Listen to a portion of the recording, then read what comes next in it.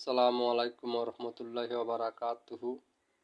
হিন্দু ভাই বোনদের প্রতি আদাব, অন্য জাতির প্রতি আন্তরিক ধন্যবাদ। আমি ডাক্তার মোহাম্মদ নেয়ামতুল্লাহ আরিফ। আমি আজকে আপনাদের মাঝে কিছু উপদেশ নিয়ে এসেছি। সেই উপদেশগুলো হচ্ছে, যারা জন্ডিস লিভারে কষ্ট পাইতে আছেন বা যারা রাতকানা রোগী, সন্ধ্যার পরে আর চোখে দেখেন না, যাদের দৃষ্টিশক্তি কম, তাদের জন্য নিয়ে কিছু উপদেশ বা তদবির নিয়ে এসেছি।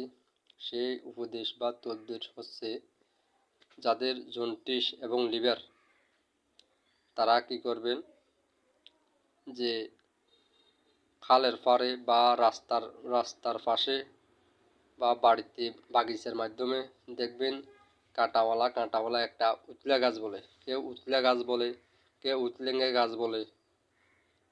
আপনার কাঁটাগুলো উল্টো উল্টো হয়ে থাকে, একটু কাপড়ের সাথে বাজে যায়। ওটা শিকড় নেবেন, নিঃশ্বাস বন্ধ করে ওটা শিকড় নেবেন। যাদের জন্ডিস তাদের জন্য বলতেছি। আর অনেক জায়গায় আপনার আরল সই গাছ আছে, রাস্তার পাশে পাওয়া যায়, তারপরে আপনার খালের পাড়েও পাওয়া যায়, বাড়ির বাগিচার মধ্যেও পাওয়া যায়। কেউ অরল সই বলে, কেউ আরল গাছ বলে, কেউ অরল সই বলে। এই অরল গাছের পাতা কিংবা আরল গাছের পাতা নেবেন। এই পাতাকে আর উতলে গাছের শিকড়টাকে কি করবেন, ছেঁচবেন। ছেঁচার পরে আপনি কি করবেন, প্রতিদিন সকালে চার কাপের এক কাপ পরিমাণ কি ছেঁচে রস করে এগুলো খাবেন। যেরকম আপনার ভয়ঙ্কর জন্ডিস লিভার হোক না কেন, ঠিক আছে, ইনশাআল্লাহ আপনার কি রোগী সুস্থ হয়ে যাবে, ভালো হয়ে যাবে। আমি আবার বলতেছি, কিন্তু জন্ডিস লিভার অত্যন্ত ভয়ঙ্কর রোগ। এই রোগকে কিন্তু আমরা রোগ মনে করি না অনেকজনে, কিন্তু এই জন্ডিস লিভারে রক্ত খাইয়ে ফেলে, মানুষকে সাদা করে ফেলে।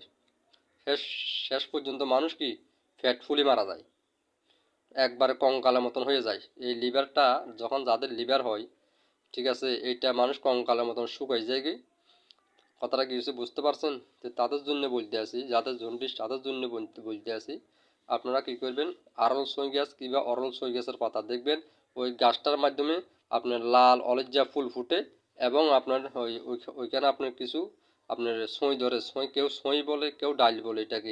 এটাকে বলা হয় আপনার অরল সই বলা হয়, আপনার কেউ আরল সই বলে। এটা আপনার মোটর